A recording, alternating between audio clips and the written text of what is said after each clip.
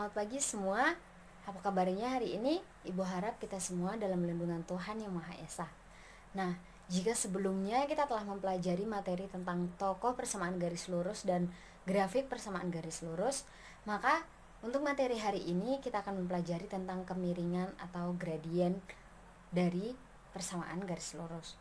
Nah, sebelum memasuki materi, Ibu akan menjelaskan sedikit mengenai indikator dan tujuan dari pembelajaran kita hari ini.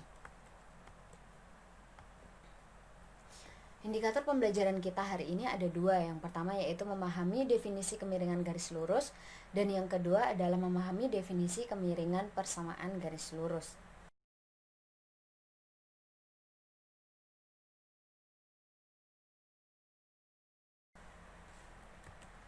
Untuk tujuannya sendiri, Ibu harap setelah kalian mengikuti proses pembelajaran ini, maka siswa dapat memahami definisi dari kemiringan garis lurus, dan yang kedua, siswa dapat memahami definisi kemiringan persamaan garis lurus. Seperti yang sudah Ibu jelaskan di awal tadi, bahwa kita akan mempelajari materi tentang kemiringan. Nah, di sini ada dua materi yang akan kita pelajari lagi, yaitu kemiringan garis lurus dan kemiringan persamaan garis lurus. Yang pertama, kemiringan garis lurus. Di sini Ibu ingin bertanya, apakah kalian pernah melihat atap rumah? Nah, coba perhatikan gambar di bawah ini. Dari mengapa atap rumah tersebut dibuat miring? Nah, pada gambar 3.7 ini, atap rumah manakah yang tampak lebih miring? Apakah gambar 3.7a ataukah gambar 3.7b? Selanjutnya, kita akan mempelajari cara menentukan kemiringan suatu benda. Pertama-tama, gambar atap rumah A.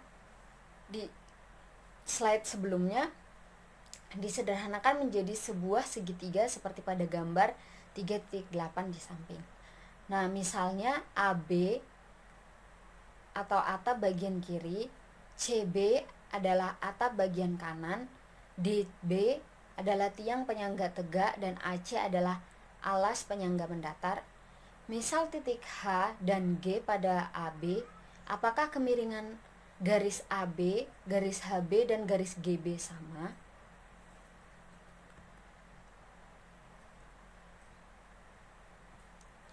Nah, sekarang coba perhatikan tiga model atap rumah pada gambar 3.9. Apakah kemiringan garis AB sama dengan kemiringan garis EF? Jika tidak, manakah yang lebih miring? Misal atap pada gambar 3.9a dan 3.9c mempunyai panjang alas yang sama, yaitu AC sama dengan EG, tetapi kemiringannya berbeda. Mengapa kemiringannya berbeda? Nah, pada gambar 3.9a dan 3.9c tampak bahwa panjang tiang penyangganya tidak sama, atau DB tidak sama dengan HF. DB adalah perbedaan tinggi atau jarak tegak A dan B, sedangkan HF adalah perbedaan tinggi E dan F. Jadi, perbedaan tinggi dapat mempengaruhi sebuah kemiringan. Selanjutnya, perhatikan gambar 3.9a dan 3.9b. Apakah kemiringan garis AB sama dengan kemiringan garis PQ? Jika tidak, manakah yang lebih miring dan mengapa bisa seperti itu?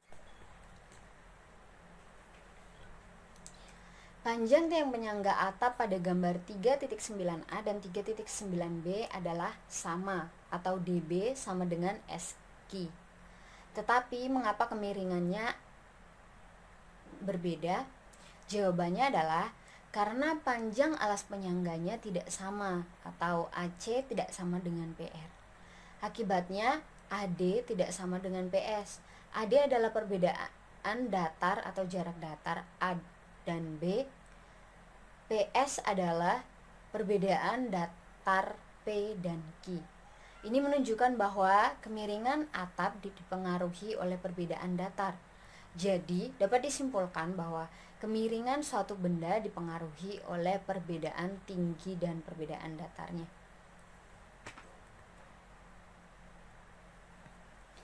Kita masuk ke materi berikutnya, yaitu kemiringan persamaan garis lurus. Nah, sebelum kita masuk dalam pembahasan, coba perhatikan masalah berikut. Pernahkah kalian melihat atau menaiki pesawat terbang? Tahukah kalian pesawat terbang saat lepas landas atau take off dan saat ingin mendarat atau landing, pesawat memerlukan kemiringan tertentu agar bisa terbang atau tiba landasan dengan sempurna. Salah satu perhitungan matematika yang dapat diaplikasikan dalam menentukan kemiringan badan pesawat saat lepas landas atau mendarat akan kita bahas dalam masalah ini. Nah, coba kalian perhatikan gambar di samping. Jika kita anggap lintasan yang dilalui pesawat adalah suatu garis lurus, maka saat pesawat bergerak menuju udara, pesawat akan berjalan lurus ke atas dengan kemiringan tertentu. Begitu pula saat pesawat mendarat. Jadi, kemiringan pada garis lurus ini dalam matematika disebut sebagai gradien.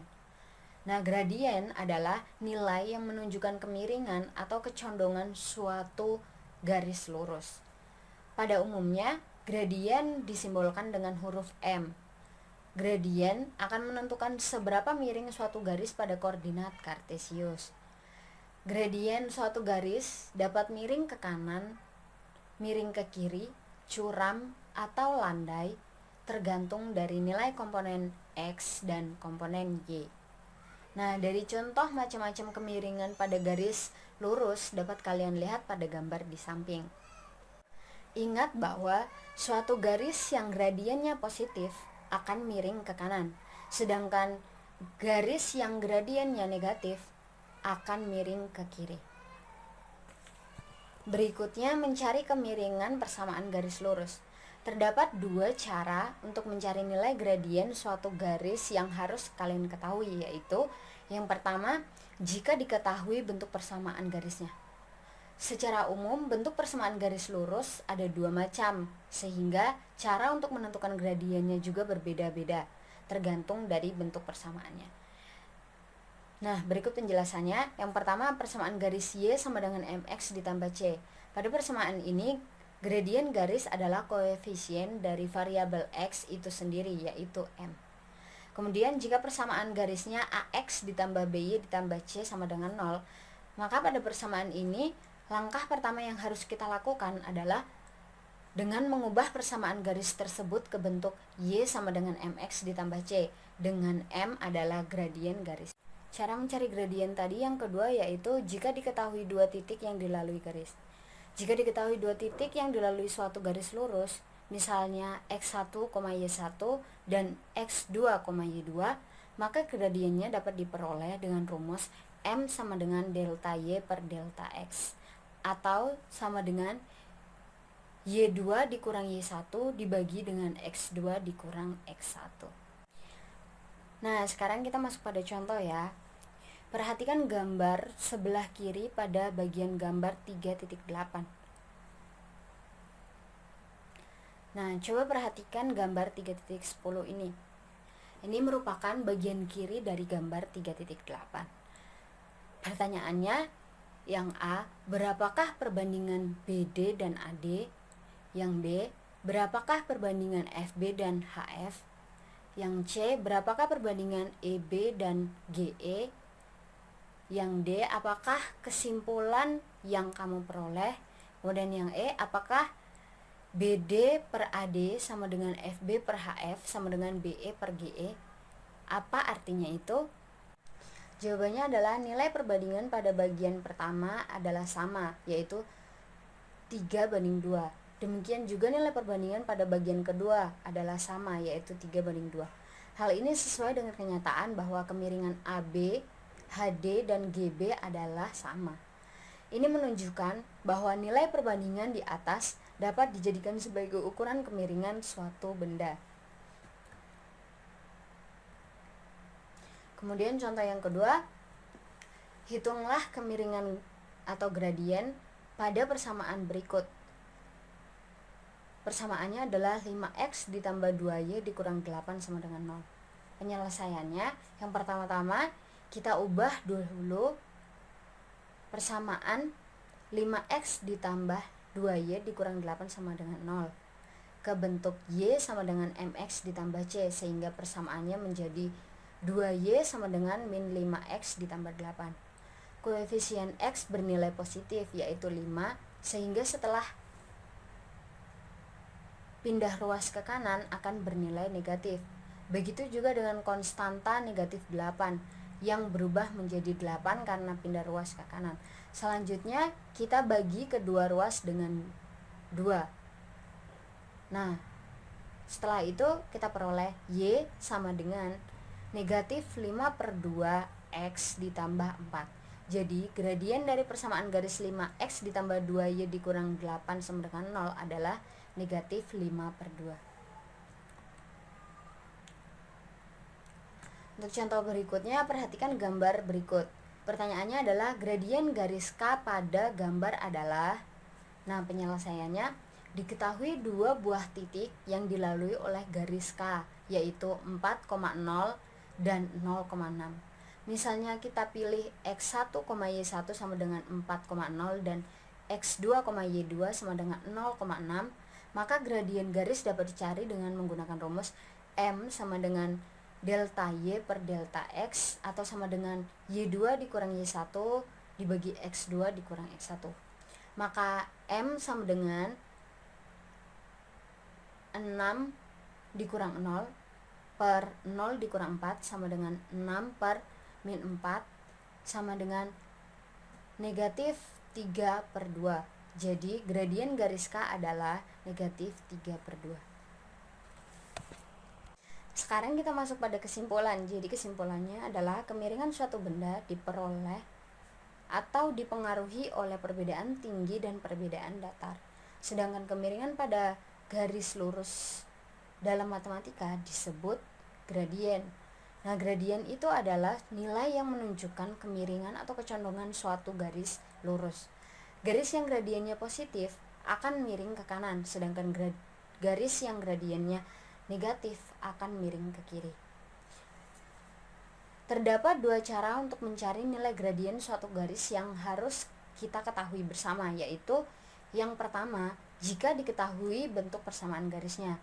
Nah, bentuk persamaan garisnya itu ada dua juga. Yang pertama yaitu persamaan garis Y sama dengan MX ditambah C, maka gradiennya adalah koefisien dari variabel X itu sendiri, yaitu M. Untuk yang kedua, persamaan garis AX ditambah BY ditambah C sama dengan 0.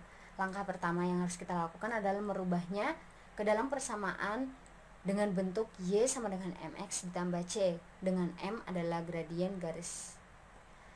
Dan yang berikutnya yaitu jika diketahui dua titik yang dilalui garis. Nah, di sini jika diketahui dua titik yang dilalui suatu garis lurus, misalnya X1, Y1 dan X2, Y2, maka gradiennya dapat diperoleh dengan rumus M sama dengan delta Y per delta X sama dengan Y2 dikurang Y1 per X2 dikurang X1. Nah, jika minggu lalu Ibu sudah memberikan tugas, maka minggu ini kan pastinya tugasnya harus dikumpul. Nah, untuk itu Ibu akan memberikan tugas baru yang berisi 4 nomor. Ini adalah tugas individu. Nah, karena Ibu sudah memberikan soal latihan, maka berakhirlah pembelajaran kita hari ini. Sekian pembelajaran kita hari ini dan terima kasih atas perhatian siswa sekalian. Di sini Ibu memiliki sedikit motivasi untuk kalian. Kata-katanya seperti ini. Jangan takut untuk gagal karena gagal adalah kawan dari belajar. Jangan takut untuk melangkah maju karena sukses sedang menantimu. Akhir kata, selamat pagi.